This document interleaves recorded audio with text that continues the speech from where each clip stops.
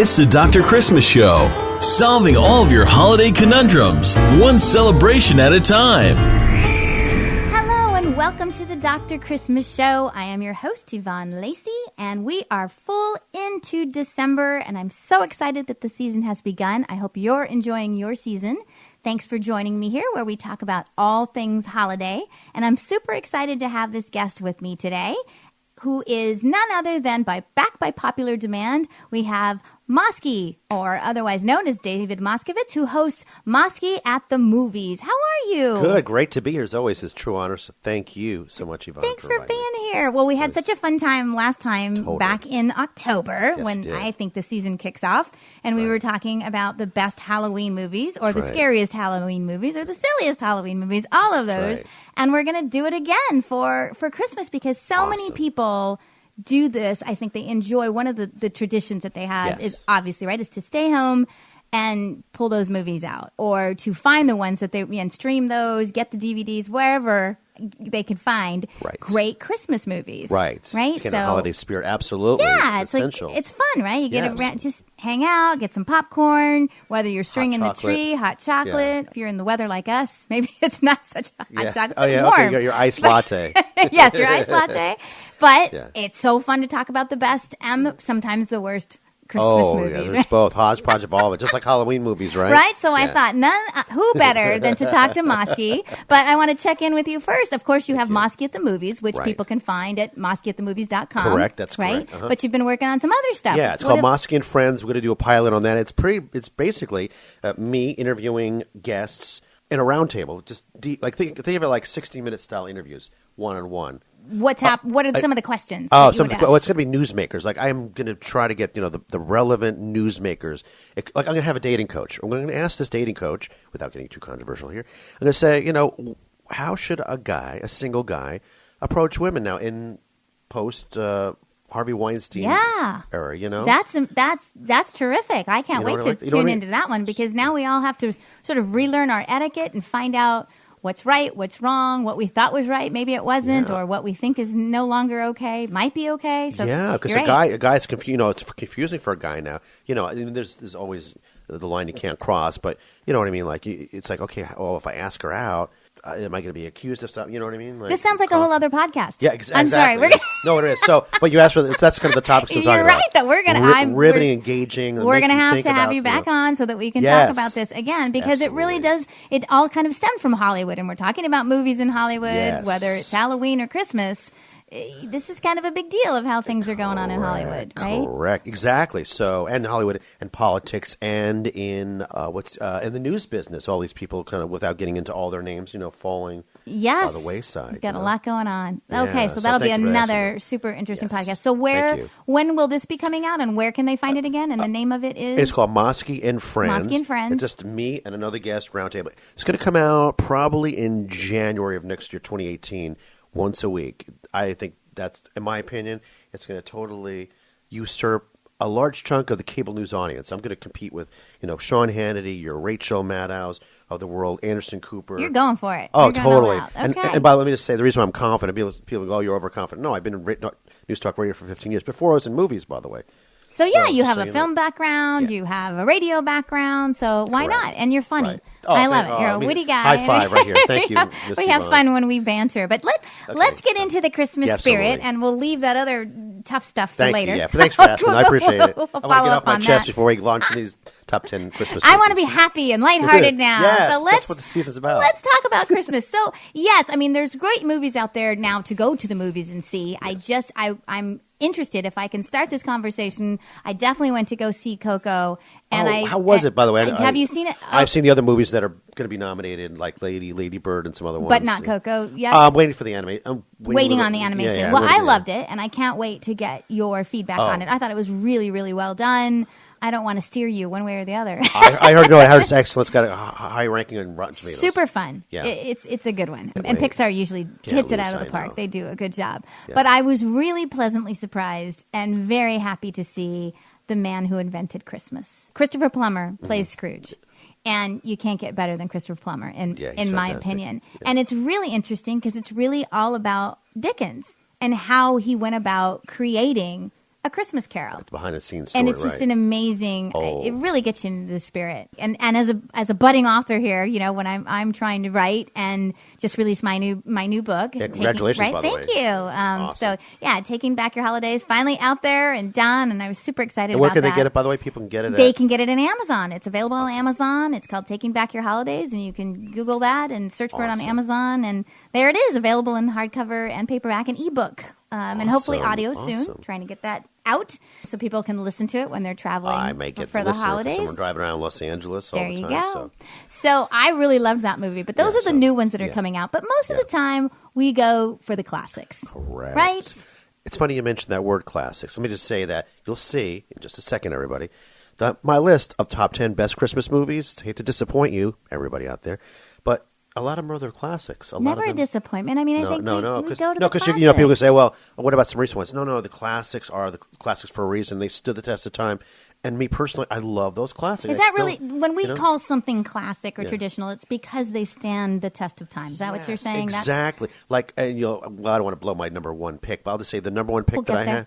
What's that? I said we'll get there. Yeah, I don't want, I don't want to give it away just at the outset. Right, but you'll see why this movie stands the test of time. And you, Miss Christmas, when Dr. Christmas, you'll see why too, and I'm sure you'll agree with me. To me, it's really, this is one of my big traditions, and it's never really the holidays until I've watched ad nauseum some Christmas movies. And some years you don't have time to watch them all, but most years I don't feel complete unless I'm really going through my traditional classic library of movies that I have to see, because that's what makes it to me. That's what brings the spirit to Christmas. It just gets you in the mood. Yeah, and you grew up with them, I'm sure. Yes, right? Your parents probably showed you these movies, right? Like right. So there's the nostalgia, right? If your parents showed them to you, or they came out, when I was little, it's just not Christmas. Or how many times now this time of year we're looking at television and maybe channel surfing or whatever we're doing, and we come across one. You've seen it a million times. You immediately stop. Doesn't matter. Yeah, you are. Even just watch a scene of right. Whatever. This scene, or I remember exactly. Rudolph the Red-Nosed Reindeer, or whatever. There you go. That's the biggie that I was getting at. So, let's get into it. Let's get into So number 10. I mean, I know that's tough, and you must have gone through a lot of movies here to get us a top 10 list. How did you rate these? Were there's just some on pure entertainment, tradition, like you said, classics? What's number 10? Well, okay. How I ranked it was, ironically, as I was going through this, I spent a good time on it. This list is, I found the classics were the ones that are going to be highly placed on my list. And the ones that are below the list, which doesn't make them any worse of a film, it's just my preference because it's what I grew up with, what we're talking about, is the ones that came up more recently, which we'll find out in just a second. Cool. Okay, so we've got a mix. We've got a mix here. Yeah, correct. All right. I would say, all right, so let's start with number 10. Number 10. All right, I would say in number 10 is Die Hard. Okay, this is very interesting. So your number 10 is Die Hard. Right. Does that sound odd? I mean, I'm picking a movie, Bruce Willis, but there's a reason why I picked Die Hard. Die Hard's, where the building is taken hostage. Right? Yeah. Well, it's funny you say that, because if you talk to certain people, and I've seen actual little arguments go on Facebook, is Die Hard really a Christmas movie?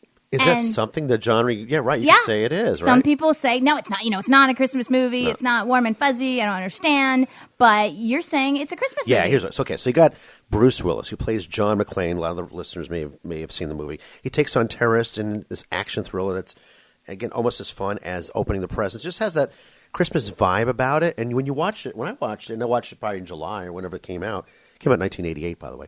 Wow, but 1988. I don't know exactly what month, but I remember it wasn't Christmas, you right. know. And I remember seeing it. It blew me away. And I've seen some of the other Die Hard movies, which weren't as good. But I thought, oh, my God, this is number one. I'm like, oh, my God, this movie could be shown around Christmas. It gives me the Christmas vibe. Really? Isn't it? What about it gives you the Christmas vibe? Just, you see, because you see, of course, it takes place around the Christmas time. Right, the movie takes place around the holidays. The tree, just trying to make it in one piece, make it alive to celebrate Christmas, really, Wow. All right, so we got to get on the other side to celebrate Christmas. So number 10 is Die Hard. So for those of you that argue that Die Hard is not a Christmas movie, that's for you, Steve Hartman. You heard it straight from the critic's mouth, from Muskie, that it is definitely a Christmas movie, and you're number 10. Okay, all right. How about number 9? Number 9, Bad Santa. Bad Santa. Another one where some people say not a Christmas movie, not warm and fuzzy. But your reason for Bad Santa other than the title? Because it's funny. Sometimes I think it doesn't have to be warm and fuzzy. Just give me the holiday spirit. It can go, the holiday spirit can be a little negative, a little edgy, a little darker, you know? Yeah. Doesn't always have to be fun. By the way, the Grinch was grumpy, so here Yeah. we've got Bad Santa, right? Exactly. Right? Exactly Okay. All right. Right. So what happens in Bad all right, Santa, so the Christmas movie? Right. It's, Angelina Jolie's ex is in it. It's Billy Bob Thornton plays Bad Santa. He's always drunk and angry and miserable, and he's always on what they would call a jolly buzz during most of his scenes. You know what I mean? And so he's just miserable being Santa and being in the malls, and you just see him drunk. Oh, I all the see. time So he's working as a Santa, right? And he's just very inappropriate Santa, which makes it hilarious and funny, but still the spirit. Got it. The holiday spirit. So it wraps up with a bow, probably in the end, and it all comes together. So we've got number 9 as Bad Santa. Exactly. And you would suggest, number 9 and number 10 are probably not, they're for mature audiences. This isn't for the little ones, right? Correct. For 10 exactly. and number 9. Yeah, I think the mature, for the youngins, they'll see the top 5 on my list. Got it. Okay, so for the very young and waiting for Santa, we're going top 5. But okay, so we're on to number 8. Exactly. Number 8, a little more adult as well, which is Dun, dun, dun, dun. Elf.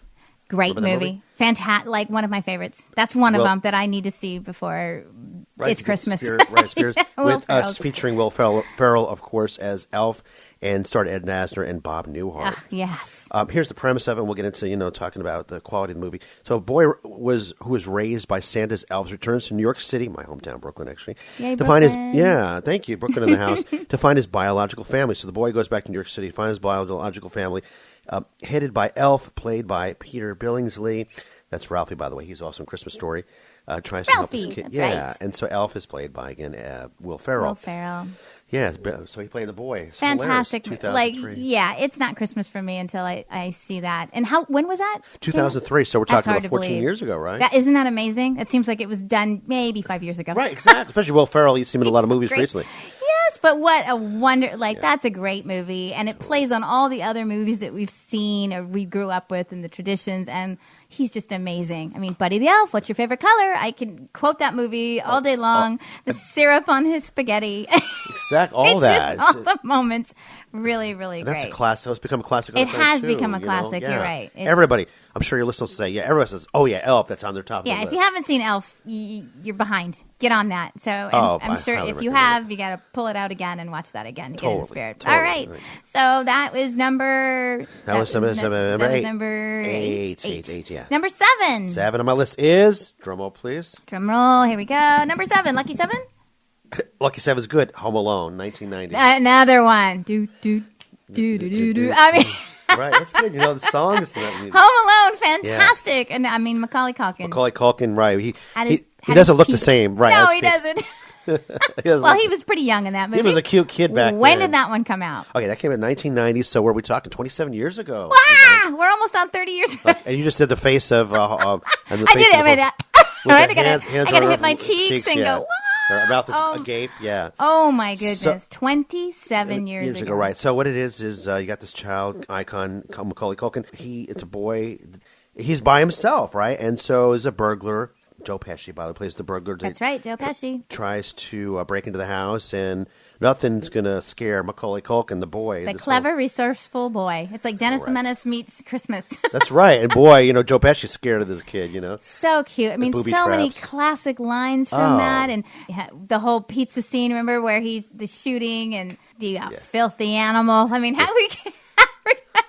Another classic one. That's fantastic. All right. Totally. So number 7, I agree with you. Home Alone. That was Home Alone. Number 6. Number 6, one of my personal favorites, because I enjoyed it every year. Them doing holidays. Who's them? It is National Lampoon's Christmas Vacation. The Griswold family. The Griswold family with Chevy Chase. Right. Chevy Chase, and also Beverly D'Angelo plays his wife. Yes. And the other ones like National Lampoon's Thanksgiving Vacation. Lots of them. Right. All the vacations. Right. But the Christmas one, that's a fantastic one, too. Exactly. By the way, as a side, I auditioned for the Thanksgiving one in Vegas one how time. fun is actually, that? when they went to Vegas, the Griswold family goes to Vegas. Yes. I auditioned for that. I was pretty close. Very fun. So what it is, the Griswold family, for those uninitiated, they come to Vegas, actually, for the holidays. And so they have twisted children and all the hijinks that happen in Vegas during Christmas time. Nice. That's a good one. National Lampoon's, one of my favorites as well. 6. All right, number 5. Number 5 is... Now we're getting into the okay for kids. Yeah, this is okay for kids. Number 5 on the list. This is, okay, one of my parents showed it to me growing up in Brooklyn. The title is a street in Manhattan. That is Miracle on 34th Street. That happens to be up there for me. That's You too? probably, my personal list, it's probably up there with number 1 or number 2. I think the original, sorry, I know there's been remakes. Yeah, correct. They don't work for me. But yeah. I have never seen, to this day, a more charming, more real, more authentic Santa Claus Isn't that than right? Miracle on 34th Street. Totally. And this is... And he won an Oscar for that. Yeah, you're right. Thank you. I was just going to say Edmund Gwenn. Edmund He won Gwenn. an Oscar for it, correct. I believe, didn't Daniel Day-Lewis try to play Santa in a remake? I'm not There sure. was a remake, and I'm not sure what year Who it that was. one came out. Yeah, but it just but it didn't, didn't have cut it. it for me. Right, correct. And he called himself Chris Kringle in the movie. But you're right, he His won. name is Chris. Yeah, he won Academy Award. Academy for Award. And Night- one of my all-time favorites movie stars is Natalie Wood. And so Natalie playing the little girl in that, and Maureen O'Hara. I mean, that's just an incredible movie. But it came out in 1947. Just to give you an idea how long. 1947. Yeah, how long it's been around for, That's incredible. That's something, so that really stands the test of time. Yeah. When I was in New York around the holidays, and I know Macy's is big on putting up Miracle on 34th Street, obviously, because it takes place at Macy's. And you have these beautiful windows that are just still so charming to this day on Miracle 34th Street. I mean, the plot, and one of my favorite characters in there is actually, we all probably know and love him as Fred from I Love Lucy, William Frawley. Oh. So William Frawley does that wonderful role where he's trying to help the judge. And he's telling him in the back room, but only because I just saw this, of course, because I have to see it. fresh But in your mind, go ahead and tell people that there's no Santa Claus, and see. Yeah, that's right. Call himself Chris Kringle. And he's just amazing when he's talking to the judge. And whenever I see that, I go, wow, what an underutilized character actor. I mean, I know he was world renowned and super famous for the I Love Lucy show, but he was an acclaimed actor way before and did a phenomenal job in that. So, like you said, one of the most close renditions to Santa Claus in your mind that you will ever see in film. I think. I agree. Story. That's a good inspiring. one. So if you haven't seen, that's probably one of my most personal favorites. That's so good to know, if you too. haven't seen my Miracle on 34th Street, the original, it's well worth it. I mean, I even say that in my book. I say it's one of those classics that's well worth sitting and watching at home with the kids and forgetting the more current one. I just back to something basics on about that one, it. right? Totally. The vibe. Something about it. The magical about it. Remakes can't do it. It lasts. That's just- The test of time. That's true. All right, let's move on to the next one. Number four is it's a cartoon. Okay, so now we're getting into the animated world. Exactly, more appropriate for kids. Okay. So PG, if you will, and that is, and I grew up with this, A Charlie Brown Christmas. Oh, the music alone. The music alone. Oh, Right? When my you hear that, you yes. know it's Christmas time. The piano lit, yes. Notes. Yes. Do-do-do-do-do-do, Yes. How's And it go? what's How's his it go? last name? Vincent Guaraldi, I think, is his wonderful piano player's name. Is that who? I know Charles Schultz. Charles Schultz, of wrote course, the the story. creator of The Charles Brown of character. good old Chuck, Yes. right? Just something about that in Snoopy. Yeah, so here's the storyline is, Charlie Brown has the Yuletide blues. So to get in the holiday spirit, his good friend Lucy advises and directs him to get into a Christmas play that she's directing, the okay? Christmas play, yeah. And so what's a Christmas play without a Christmas tree? But everyone makes fun. Remember they made fun of the tree that he picked. That he picked. It's real scrawny. Poor and little tree. It was like on it looks like the Yeah. microphone stand. Right, with the a little mess. branches. Poor thing. Right? It's yeah, not like but they fix it up in the end. It all looks Oh, good. yeah, exactly. Well, as it gets big, it just miraculously gets big. Yeah, right. Miraculously gets full and beautiful, but that's with all Right. the help from the gang. Oh, what a great, And it brings great back, movie. brings back the meaning of Christmas, And what is the true meaning of Christmas? None of us can forget, if you've seen it, little Linus's little speech, right? His little monologue on the stage, that's lights right. on, and he does his thing. I mean, it's just, that's, to me, that's a moment, right? That's a Christmas moment. That sells it for you right Right, there. and they play it all the time. You hear those little snippets on the radio. It's really fun. But Cool. The, but all the right. music, you're right. The music combined with Music that, you alone. can't go wrong. And, of course, Snoopy doing his yes, dance. yes. All right, great. So- Let's move on. We look at number 3. And number 3. All right. Top 3, here we go. Okay, something you mentioned a little earlier in this podcast is Dr. Seuss, How the Grinch Stole Christmas. Oh, that's a number 3 for you. Yeah, it really Another animated one, right? Correct. And not the one, yeah, and this one actually, I like the animated one, but the one with Jim Carrey, he plays Grinch, I kind of like that one a little bit too as well. Came out in 2000. Wow, So, that's so. Even 17 that years one's ago. 2000. Okay. Yeah, so it's a live action adaptation of the beloved children's tale by Dr. Seuss. And when did the Dr. Seuss one come out? So this one came out in 2000. It's But still- okay, the but live- the original, Oh, the original, I think in the 60s. is that in the 60s as well? Yeah, exactly. Okay. Just around the time of Charlie Brown. all as of well. those. Yes, yes, exactly. the golden era for the animation and claymation and all. Yes, you know. I'm going to get to that as well, by the Right. way, in top 10, so Okay. it gets back to the classics. So Jim Carrey's character, the Grinch, decides to ruin Christmas for the cheery citizens of Whoville. Remember Whoville? Yes. So reluctantly joined by his hapless dog Max, the Grinch comes down from his mountaintop home and sneaks into the town. So you're a fan of the Jim Carrey one Yeah. over the. It's tough though, right? They're different. They lend different know. things, right? I think because Jim Carrey's so funny. He and is really- funny in that. You know, and I like them both. It's hard. It's like one or the other, you know. And he does such a great job of capturing the Grinch Yeah. in that role. But the magic, too, we know, like I said, in the 60s was a great time for these Christmas movies Absolutely. for some reason, you know? You're right. So and your that's- top two? Let's go to number All right, number two. Okay, I know you're going to say you love this and you grew up with this. It is Burl Ives as Sam the Snowman and Rudolph the Red-Nosed Reindeer. Rudolph, yay! Yeah, that's a goodie. You know, the Rudolph the Red-Nosed Reindeer. It's you the know, best. songs. Absolutely. Just like the Snoopy one, right, Charlie the Brown. music, Yeah. and that's stop animation, as they call it. Yes. It's just incredible. And they killer. don't do it very often these No. days because it's cost prohibitive. It's very, very Right. expensive. And now we have all the digital and computer generated, and we get some pretty cool stuff. Exactly. Like Coco is amazing, but there's Yeah, something about Pixar. that claymation that Yeah, because it's so cool. Even they made it in 1964. 64 is one To of do that. ranking all of those wonderful. Yeah, and to have a Pictures came out. Yeah, to have steps in the snow and animate that and the reindeer and that's Just pretty cool. That's those classics that you Yeah. that you see it on TV and you Right. stop because Right. you have to. So, and by the way, you see filmmakers try to replicate that too, the claymation, right? Even Right. though we have Pixar and the digital animation. That's true. And by the way, so the backstory is the story itself is a misfit reindeer and his friends look for a place that will accept them.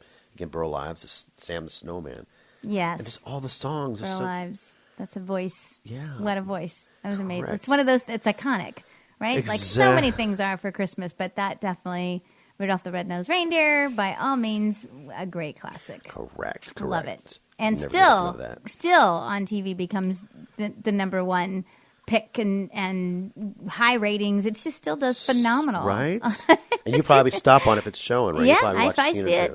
I have to stop. I mean, I own it. I could watch it whenever, but there's something Yeah. about it when it's on the regular run of broadcast. We stop. It's just a magical, Right? thing, you know. Yes. All right. So let's get All to right. your number one. All right, According to Maskey, That's right. What is our number one pick Thank for you. Can I- the season? You got it. Here, can I get a drum roll? Yvonne? I can't do it without a drum roll. Here's the drum I just roll. can't. There we go. You hear that? All right, here it is, everybody. And you all watch, and I know for sure, and you too, Yvonne. It's a Wonderful Life. It's a Wonderful Life. Am I right? Absolutely. It's the most charming. I mean, I'll I'll tell you why I picked it, but go ahead. That's you got me. I mean, I'm between Miracle on 34th Street and It's a Wonderful Life. yeah. Those are two of my top three. And Even I'll for you, share with yeah, I yeah, have right. I have my top three. But yeah. of course, I love all the claymation. I mean, every single one of those I have. Year Without a Santa Claus, Frosty's straight animation, but there's like 4 or 5. Little Drummer Boy was a beautiful yeah. stop animation. Absolutely. So all of those I have to watch. I mean, The Heat Miser, right? And all those are hands down my Essentially, favorite. it's hard to do even top 10, to tell you the truth. It is Should because have there's top 20. so Yeah, many. yeah. There's so many great So- holiday pictures, but It's a Yeah. Wonderful Life. Yeah, and- captures it all. And especially James Stewart. Jimmy Jim- Stewart. Jimmy Stewart, right. So here's the backstory case for the uninitiated, which I highly recommend you see. It is an Right. angel sent from heaven to help a desperately Clarence. frustrated businessman. Clarence, yes. Yes. It's the businessman played by Jimmy Stewart. Yep. Shows Jim. Here's why I think this movie means a lot. It's because it has a theme, and I think of this almost every day in the year, and this is what it is. Shows Jimmy Stewart, the frustrated businessman, what life would be like if he had never existed, if you'd never been born, and how many lives he's impacted, and how they would be different if he had never been there. That's right. It's pretty profound. Don't you? It's very profound. Because around this time of the year, people are understandably lonely. Myself too. My parents are deceased. So it's a tough time, It is a tough time for a lot of people. But I really encourage those that are going through a tough time around the holidays for whatever reason, whether it's loss, whether it's loneliness, to use the holiday to turn that around. Mm-hmm. It's a lot easier said than done, but with a little practice and so much love out there and so many good wishes and goodwill that's happening, you just have to get involved in that. Yeah, what would you recommend? Just real quick. I think one of the things that people really get frustrated with the Christmas time is being alone. And when you think about Christmas is not a solo occasion. It's just not. The whole reason for Christmas is really about being with friends, family, or enjoying time with others, even if they're strangers, and becoming friends, right? Becoming family. I try to become family with my friends. Right. So you have to put yourself out there, and it can be tough, especially if you've lost someone. I lost my mother very close to the holidays, and so I understand the pain, but I also love her memory and doing things that she loved. Yeah. It keeps her memory alive, her spirit alive in my heart to replicate those things that she enjoyed and to reach out to others who may be having a tough time with the holidays. If we put ourselves out there a little bit to warm other people, it helps. And I think It's a Wonderful Life is one of those movies where you see somebody pretty down in the dumps. There's a lot of doom and gloom here, right? Oh, this guy is just on the bottom of the barrel. Everything's just he's in a pickle. He's in a bind. It's a mess. And to have that kind of redemption come through, and to show how important everybody is. It's and he goes traces his whole life. Like, can you imagine if they did it with you or myself? Right. Just a nice little package of a movie. Yeah, I tell you. And I've seen it a million times, and I cry every time. That's true. You never. No matter how many times you see it, it's still going to touch you and move you. And, of course, another iconic movie where, every time a bell rings, an angel gets his wings. Yes. Buffalo Girls, won't you come out tonight? I mean, there's so many songs that come from it or things that you think about. Exactly. Youth is wasted on the young. I mean, it's got so many themes. I can quote the heck out of that movie, too. Let me just say this. I was searching other people's top 10 Christmas movies online, and none of them had that. Really? They didn't have It's a Wonderful Life as number one. Is that something are you kidding me? It's you know what? It's tough because Christmas time brings up so many different feelings for everybody, and everybody has their own favorite. So to have one top 10, you're right. It's really tough. And I want to hear your top 3 you mentioned, by the way. Yes. Okay. Yeah. Well, 2 of them, of course, you hit. Miracle on 34th Street, definitely up there. And also It's a Wonderful Life. I absolutely love those. But one that didn't make your list, which I think is really, really fascinating, is A Christmas Story. Oh, yeah. That's actually a wonderful movie, right? And it's just because it's so lighthearted and funny and not too old and not too, you know what I mean? It's not too recent, not too of a classic. I mean, I forget what year. 1983. Okay. Very, very cute. Funny, makes you want to cry. Has all the moments of a classic. A Christmas Story. People see it all the time, A Christmas Story. That is a wonderful movie, absolutely. And the one that I wish made the list that I could say that is actually my favorite book, because I reread and read this every year, and I watch many different versions of this, is A Christmas Carol. Oh, yes. So to me, that one, if you see it in a play form or you read the book, it's tough because so many movie versions have been made from it. And all of them leave you a little without the Dickens magic. Yes. But that takes me back to what I started this podcast with The Man Who Invented Christmas, because Dickens is by far my favorite author, and he just nails it with that story. I mean, that is the true story of redemption. I think it's very close to It's a Wonderful Life, but that being written so long ago still holds such that Can I just mention classicness from it. I agree with you on that. Yeah. And let me just mention 2 other honorable mentions. Sure, there's a lot of those probably. Like The Nightmare Before Christmas. Yes! You know what I'm talking about? That's a good one. I like to end Halloween. I like to end Halloween to get into my Thanksgiving season. That's a good one with that one. It's sort of because it mentions all holidays. When he goes in and he's going to pick which tree he's going into, all of the holidays are there. So I think that's a really fun one. Another one is the Santa Claus, Tim Allen. Great one. You remember yes. Here's the gist of the Santa Claus, 1994. So when Santa expires on his watch, expire meaning dies, Tim Allen has no choice but to don the late saint's famous outfit and make the rest of the rounds of this Santa Claus. And he did it. Right? He took up the reins. Ha. What a heck of a job that, he becomes Santa Claus. That's quite. I mean, there's so many I'm sure you make fun of all the girls. You must make fun of all us girls who watch the terrible movies, terrible and wonderful, all at the same time on the Hallmark Network, Lifetime, Oxygen. They run these movies that all have the same plot.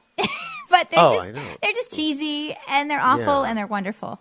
just to get you in the spirit anyway. You love it. It's like horror movies. They're cheesy, they're but addicting. Yeah, it's like these movies that you just keep going and keep going. Well, I think there are so many other movies that we can get into, but that's a solid top 10 list. And I think if you pick any of those, hopefully a couple, you'll be able to watch those before December 25th. Those are perfect movies to get you into the spirit. So I will post that list once again on my blog. So all of you can take a look at our top 10 and the ones that we pick. And by all means, share your top movie. Maybe there's something that we haven't mentioned or one that you disagree with or agree with. And let us know. We'd love to hear from you on the Dr. Christmas Show. You can reach me at drchristmas.com. And on my website, you can also sign up for my newsletter. So you get that once a month. And I'll be sending out all the tips and tricks for the holidays in the coming year. But for now, we're talking all things Christmas. And I hope you'll come back and join us again because we've got more fun Christmas stuff to talk about. Absolutely. Right? Thank you so much. It's truly an honor. Absolutely. Thanks for listening to the Dr. Christmas Show and enjoy our top 10 list of best Christmas movies for the season. Thanks. The Dr. Christmas podcast series is recorded at Resonant Audio and produced by Second Sense Creative.